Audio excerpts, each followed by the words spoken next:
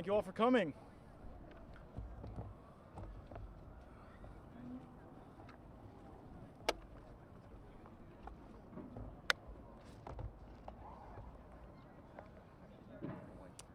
My name is Matt Gaetz. I represent Florida's 1st Congressional District while it is above water.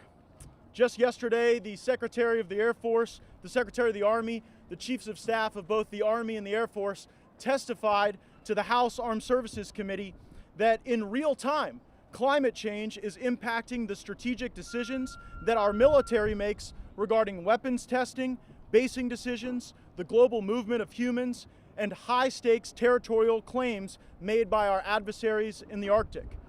Our military does not have the luxury of an academic debate about climate change. They must respond to the reality that we face today, and so should the United States Congress. History will judge harshly my Republican colleagues who deny the science of climate change. Similarly, those Democrats who would use climate change as a basis to regulate out of existence the American experience will face the harsh reality that their ideas will fail. Today, along with other members of Congress, I'll be filing a Green Real Deal, a common sense rebuttal to the Green New Deal. The Green Real Deal rejects regulation as the driving force of reform and instead unlocks the unlimited potential of American innovation and ingenuity. The question for America is pretty simple. Either we want a bunch of bureaucrats in Washington telling us what we can't do, or we empower American innovators to unlock things that we can do. Do we really believe that if we outlaw cars, cows, planes, and buildings, that the rest of the world will follow? Of course they won't. They will laugh at us. If we outlawed carbon emissions, do we really think that carbon-creating jobs wouldn't just move overseas as they have already done for decades?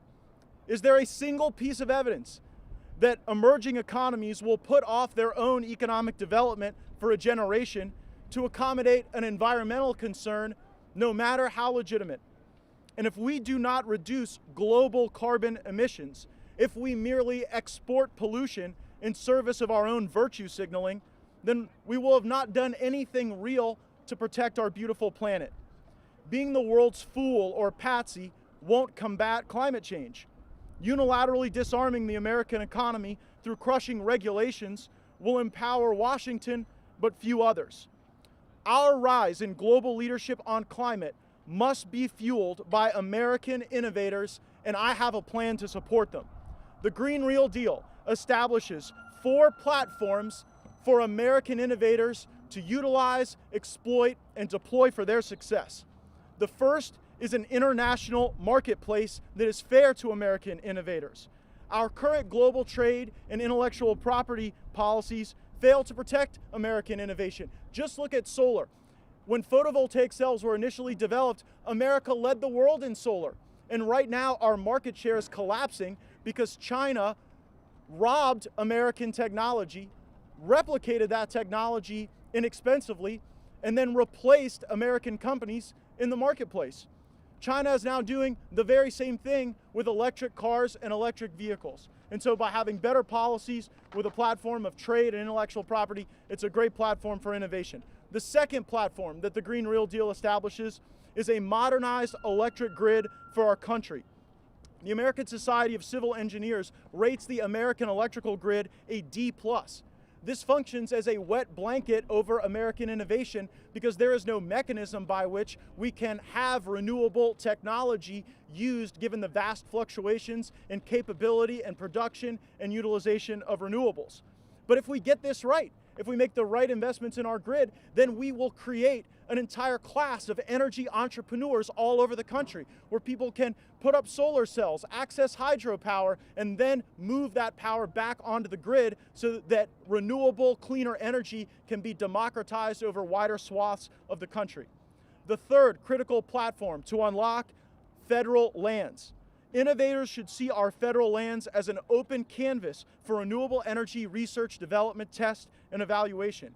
Instead, a complex series of regulations and special interest-driven contracting processes limit the ability of our beautiful spaces and our environment to contribute to their continued preservation. The fourth platform is an inclusive technology doctrine that would underlie an American innovation strategy. Right now, the Nuclear Regulatory Commission won't approve scalable modular nuclear reactors. Our agricultural and tax policies don't even contemplate the best carbon capture technologies in the world. And hydropower, some of the cleanest, cheapest power that you can access in our country, is too often blocked by needless government regulation. The Green Real Deal doesn't tell Americans what they can and cannot do. It doesn't use the apparatus of government to pick winners and losers in a distortion of the private market. The Green Real Deal is a love letter to the American innovator, and it is a real, serious plan to address climate change. I'm ready for your questions. Congressman, how can you say you want to fight climate change and eliminate the EPA at the same time? Well, I don't think the EPA's done a good enough job addressing climate change, or really a great deal of other matters. I think the EPA is an $8 billion bloated entity, and if we embrace some of these market-driven reforms, we could deploy those resources where there'd be better utilization and ultimately a cleaner environment. Do you have any Republican co-sponsors in the Senate? Well, a lot of the ideas that are referenced have been sponsored by Senator Barrasso of Wyoming, but right now we're working on the House. How many House co-sponsors do you have? Still adding, Ambassador Rooney is joining me in filing today, and we expect to be adding others. And do you have any targets for emissions reductions or a temperature target, and by what date? Yeah, I don't think that linear carbon emissions reductions are the path to success. I think that ultimately we unlock innovation exponentially if we create these platforms for innovation. If you merely create carbon emissions reductions goals and you don't have a strategy to achieve them, it becomes illusory, as we've seen in a lot of the carbon emission reduction literature that's been out for quite some time. AOC has slammed your plan as lame and I think other words. How would you respond to that? Well, look, there are elements of commonality in the Green New Deal and the Green Real Deal. We both agree that we've got to improve America's electric grid. I think that AOC and I agree that America's trade policies should not sell out the American innovator for global multinational corporations. And I think we also both agree that there shouldn't be a bunch of special interest BS that drives the decision making on the utilization of our federal lands. We want to get to the same place: democratized access to cleaner energy. She wants to get there through a regulatory model. I want to get there through an innovative model. But frankly, we ought to be taking a lot more votes and having a lot more debate on all of it instead of spending days like we spent yesterday renaming post offices. Yes? How do you anticipate reaching out to the Republicans that you said at the beginning of your talk are the history will judge them harshly? How do you hope to reach them through this? Look, I'm known in this town as a guy willing to take up a lot of different arguments and go make them, but I didn't come to Congress to argue with a thermometer. And I think that more of my colleagues need to realize that the science of global warming is irrefutable, and when we have our own military telling us that they're having to alter their strategic decision making and their weapons testing as a consequence of climate change, it just no longer remains tenable to suggest that this is not happening. What's been the response of the business community so far to your proposal? Do you have support within the business community, within the tech community? Where is that? I don't think the oil industry is wild about it, but we're still waiting for other feedback. Given your perceived closeness with the president, he's someone who's obviously trying to challenge consensus around climate and national security. How can you be persuasive with him? Is that something you'll try to do? In conversations with the president, he's been very bullish about the potential of American solar. Also, the president has taken the strongest action in support of the American innovator during the time he's been in office, because he placed $50 billion in tariffs on Chinese tech that was punishing the American innovator. And so I think that the president has already embraced some of the underlying policies of the Green Real Deal, and I'll do all I can to get his support on the remaining elements. Pretty much mocking the Green New Deal, though. I mean, does that risk, you're trying look at my sign, so am I. If your plan were enacted, how would you know if it's making any accomplishments without timelines or temperatures goals? Yeah, well, we can always measure progress by the capabilities that we enhance. So if we invest in the grid and a wider array of nuclear energy is able to occupy that grid, we can measure in that way. Matter of fact, the National Renewable Energy Lab says that if we make these important grid modernizations, that renewable energy today could accommodate 35% of the overall energy portfolio in our country. And so I think that those would be more important metrics than merely looking at U.S. carbon emissions, because the underlying premise of my argument is that we cannot regulate our way out of this problem, because emerging economies are not going to put off their own prosperity for an environmental concern. And so the pollution will merely be exported, it won't be reduced. And so that the better metric looks at our utilization of renewables and then adoption of those worldwide. I mean, this is not a problem that one party can solve. It's not a problem that one nation can solve. How does your plan stand? How does your plan sort of stand to have a better chance of passage than the Green New Deal, given the Green New Deal has 92 backers and you were saying you have Rooney as one? Well, I'm going to vote for it, and that's more we can say for the Green New Deal over in the Senate. You know, I mean, the Green New Deal can't get its own sponsors to vote for it. So I'll stand and back these ideas as a smart approach. And in my experience, if you lay out a good argument and it's consistent with people's values and principles, you can attract more support down the road. Yes, ma'am. What about Chinese IP theft? Do you think that American companies can catch up, given that Chinese companies have stolen so much? We have to look through the windshield, not just into the rearview mirror.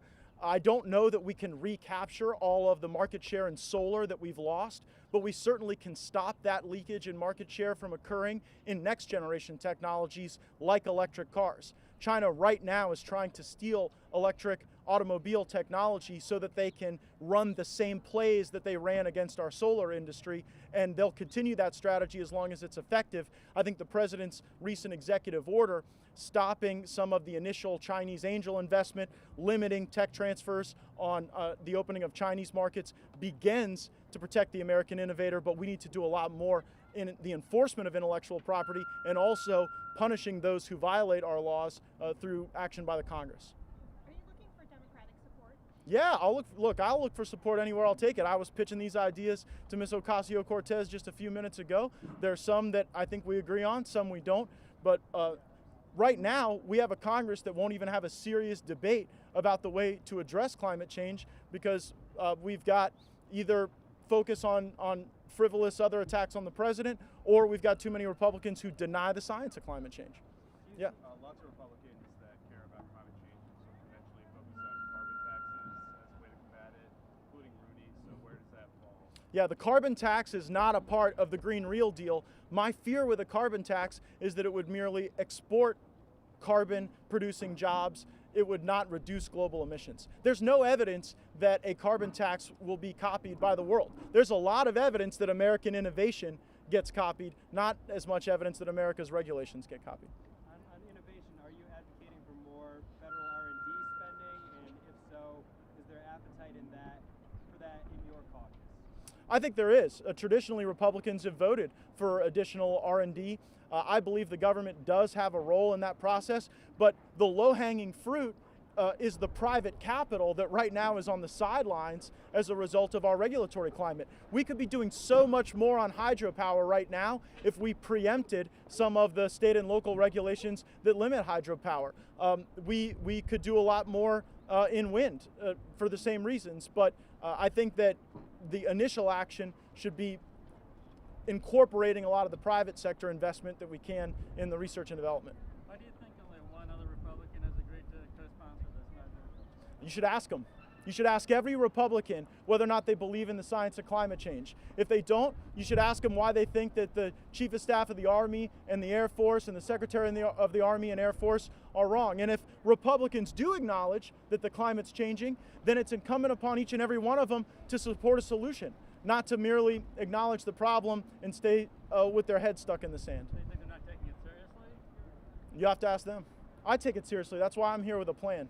The president said the other night that, or suggested that the sound of wind turbines causes cancer. That was among, a variety of remarks like that he's made in the past couple of weeks. Have you had any discussions with him about this? Do you have any Yes, I have heard in public and in private the president's critique of wind, but I have also heard the president express a great deal of support for the potential of solar and other clean technologies.